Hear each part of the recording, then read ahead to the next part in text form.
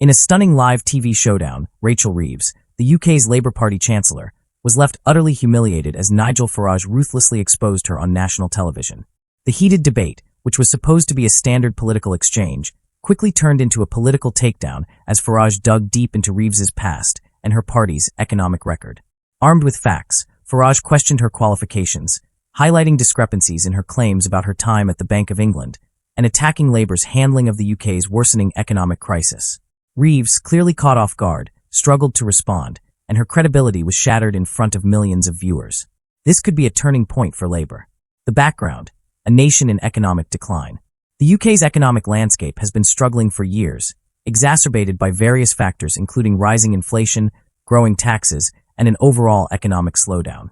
These issues have left many Britons questioning whether the Labour Party's policies are truly the solution to their financial hardships. Public services are under increasing pressure, businesses are facing soaring operational costs, and everyday families are finding it harder to make ends meet. Against this backdrop, the government has failed to regain public confidence, particularly when it comes to managing the country's financial future. Labour, under the leadership of Rachel Reeves as Chancellor, was expected to provide a clear path out of the economic mess. Reeves, a trained economist, was seen as the party's economic expert, a person with the expertise to solve complex financial issues and to revive the nation's economy. However, the nation's economic figures continued to worsen, and the Labour Party's supposed economic competence began to falter. For many, this raised serious doubts about Labour's capacity to lead the country back to prosperity.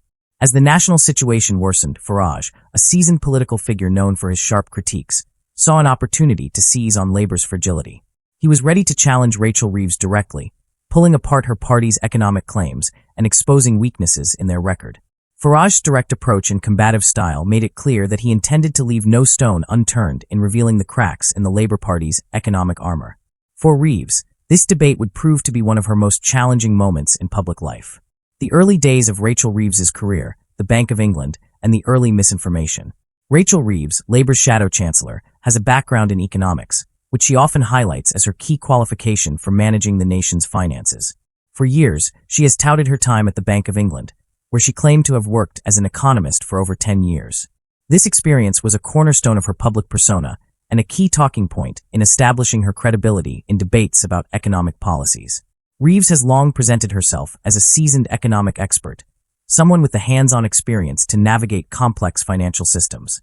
Her association with the Bank of England was intended to position her as a credible, well-versed professional in the financial sector, a person who had worked at the heart of the UK's monetary policy and had the expertise to make sound decisions for the economy.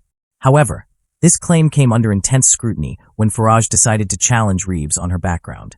Farage, with his characteristic precision, immediately pounced on the discrepancy between her claims and the reality of her work experience. He pointed out that while Reeves had repeatedly stated she worked at the Bank of England for a decade, her actual tenure was much shorter, just over 5 years, and did not involve the role of economist that she had repeatedly suggested. This revelation created a stir during the debate. Farage wasted no time pointing out the discrepancy, exposing what he referred to as an exaggeration of her credentials. He highlighted that while Reeves had indeed worked at the Bank of England, her role had been in customer service rather than in the economic advisory capacity that she had led the public to believe. Reeves, taken aback by the sudden questioning, tried to justify her claims by stating that she had worked at the bank between 2000 and 2006, but she could not escape the fact that she had overstated her role. Farage's sharp questioning left her exposed, fumbling for answers. The attack left her credibility severely damaged. For many viewers, this was the moment when the Labour Party's narrative of economic competence began to crumble. Farage had successfully highlighted that the woman at the helm of the party's economic policy had misrepresented her qualifications, a damaging blow to her reputation. Farage's first strike, exposing Labour's economic failures. Once Farage had established the credibility issues surrounding Rachel Reeves, he quickly turned his attention to the more pressing issue: the state of the UK economy under Labour's watch. Armed with hard facts and economic data, Farage launched a blistering attack on the party's economic record. He pointed out the rising inflation, increasing taxes, and the broader economic decline that the UK had been experiencing under Labour's leadership. With each point, Farage illustrated how the party's policies were failing to address the economic challenges facing the nation. Reeves, known for her typically strong defenses, attempted to counter Farage's charges by arguing that Labour had inherited a poor economic situation from the previous Conservative government. She insisted that the country's fiscal woes were the result of years of mismanagement by the Tories. While this argument may have been plausible early on, Farage was quick to shut it down.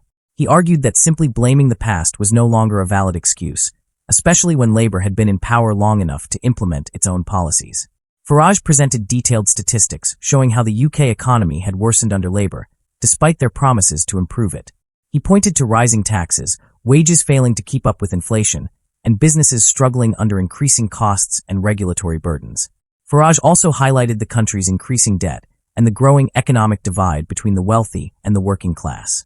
The atmosphere in the room became tense as Farage directly confronted Reeves with the grim realities of Labour's economic stewardship. With each data point he presented, the Labour narrative of economic recovery seemed less credible. Farage's command of the numbers and his ability to cut through the party's talking points left Reeves struggling to provide adequate answers. The room fell silent as Farage dismantled Labour's claims of economic success. Reeves, attempting to defend her party's record, tried to shift the blame to the Conservative Party, but it was clear that the public was becoming less convinced by her explanations. Nigel Farage pressed on, forcing Reeves into a defensive position from which she couldn't recover.